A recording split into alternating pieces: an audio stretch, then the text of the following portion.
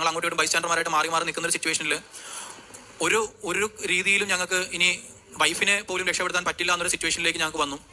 ആ സമയത്താണ് ഞാനിവിടെ വന്ന് ഓഗസ്റ്റ് 4-ാം തീയതി എനിക്കിനി വേറെ മാർഗ്ഗമില്ല, ഞാനിനി ഇവിടെ വന്നേ പറ്റുള്ളൂ എന്ന് പറഞ്ഞിട്ട് ഞാൻ ഇവിടെ വന്നിട്ട് ഉടമ്പടി എടുത്തിട്ട് ഞാൻ തിരിച്ചു പോകുന്നത്. ഞാൻ ഈ ഉടമ്പടി എടുത്തിട്ട് പിന്നീടുള്ള 3 മാസക്കാലം ഞാൻ ഹോസ്പിറ്റലിൽ തന്നെ ആയിരുന്നു. ഒരു നീലത്തിരി കത്തിക്കാനോ പച്ചത്തിരി കത്തിക്കാനോ പറ്റില്ല. പക്ഷേ ഞാൻ ഇരുന്ന് ഈ വരാന്തകളിലും നമ്മുടെ ഹോസ്പിറ്റലിന്റെ വരാന്തകളിൽ ഇരുന്ന് ആണ് ഞാൻ ഇത് ചെയ്യുന്നത്. ഞാൻ ഈ പ്രാർത്ഥന മൊബൈലിൽ യൂട്യൂബിലൂടെ ഞാൻ ഈ പ്രാർത്ഥന കേൾക്കും. ഞാൻ അവിടെ നിന്ന് ഒച്ചത്തിലിരുന്ന് ഞാൻ ഈ പ്രാർത്ഥന ചൊല്ലും. വെളുപ്പിനെയും രാത്രി ഞാൻ അവിടെ നിന്ന് വരാന്തയിൽ ഇരുന്ന് ചൊല്ലും. അതിനുശേഷം എൻ്റെ വൈഫിന് ഒരു അസുഖം വന്നിട്ട് എനിക്ക് അവളുടെ അടുത്തിരിക്കാൻ പോലും, കാര്യം അവരുടെ അടുത്തേക്ക് എന്നെ കയറ്റി വിടില്ല.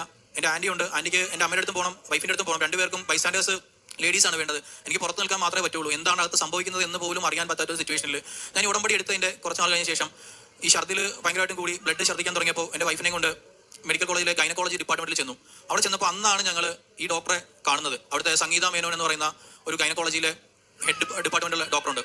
അവർ എൻ്റെ വൈഫിനെ കാണുകയും എന്നോടൊരു കാര്യം പറഞ്ഞു, നീ ഇനി പേടിക്കണ്ട, കുഞ്ഞിനെ കുറിച്ച് നീ ചിന്തിക്കണ്ട, കാര്യം നിന്റെ വൈഫിന്റെ പല അസുഖങ്ങളായിട്ടുണ്ട്, നിനക്ക് കുഞ്ഞിനെ കിട്ടുന്നതിനെ കുറിച്ച് ചിന്തിക്കണ്ട, നീ ഒരു കൺസെന്റ് ഒപ്പിട്ട് തരിക, നമുക്ക് ആദ്യമായിട്ട് അവളുടെ അസുഖത്തിനായിട്ട് വേണ്ടിയിട്ട് എക്സ്റേ എടുക്കണം. എക്സ്റേ എടുക്കുമ്പോൾ നിന്റെ കുഞ്ഞിനെ അത് സാരമായിട്ട് ബാധിക്കും, നീ അതിനെക്കുറിച്ച് ചിന്തിക്കണം, നീ നിന്റെ വൈഫിനെ ഇത് ചെയ്യാനായിട്ട് ചെയ്യുക. എന്നിട്ട് ആ ഡോക്ടർ കൂടിയിരുന്ന ഡോക്ടർമാരോട് എല്ലാം ഇങ്ങനെ പറയുന്നുണ്ട്, നിങ്ങളുടെ കയ്യിൽ ഒരു സ്റ്റെത്തില്ലേ, നിങ്ങൾക്ക് ഇതൊന്നെടുത്ത് ചെസ്റ്റിൽ വെച്ചിട്ട് നോക്കാൻ പാടില്ലേ, അവൾക്ക് എന്താണ് സിറ്റുവേഷൻ എന്ന് പറഞ്ഞിട്ട് അവർ എൻ്റെ മാതാവ് പറഞ്ഞതനുസരിച്ചിട്ട് എൻ്റെ അത്രയും ഒരു സിറ്റുവേഷൻ, എൻ്റെ മാനസികമായിട്ട് ഞാൻ ഒത്തിരി തകർന്ന് സാമ്പത്തികമായിട്ട് ജോലി പോലും നഷ്ടപ്പെടുന്ന സിറ്റുവേഷനിൽ ഞാൻ ജോലിക്ക് പോലും പോകാതെ അത്രയും നാളായിട്ട് എൻ്റെ വൈഫിന് എടുക്കുക. എൻ്റെ അമ്മ എനിക്ക് ഈ ഡോക്ടറെ കൊണ്ടു തന്നു. സംഗീത മേനോൻ എന്നാണ് ഡോക്ടറുടെ പേര്.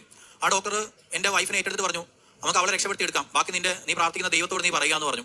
അവരെ കാണാൻ പറ്റില്ല, അവരെ പ്രൈവറ്റായിട്ട് കാണാൻ പറ്റില്ല. ട്രിവാൻഡ്രത്താണ് അവരുടെ വീട്, അവർ താമസിക്കുന്നത് എവിടെയോ വണ്ടാനത്ത് എവിടെ താമസിക്കുകയാണ്, അവർക്ക് പ്രൈവറ്റ് ആയിട്ടുള്ള ഇതില്ല, നമുക്ക് അവരെ കൂടുതലായിട്ട് കാണാൻ പറ്റില്ല. എല്ലാം എൻ്റെ അമ്മ ഏറ്റെടുത്തുകൊണ്ട് എൻ്റെ വൈഫിന് വേണ്ടി ഞാൻ ഉടമ്പടി എടുത്ത് കുറച്ച് ദിവസം കഴിഞ്ഞപ്പോൾ മരുന്നുകൾ ചെയ്തു തുടങ്ങി.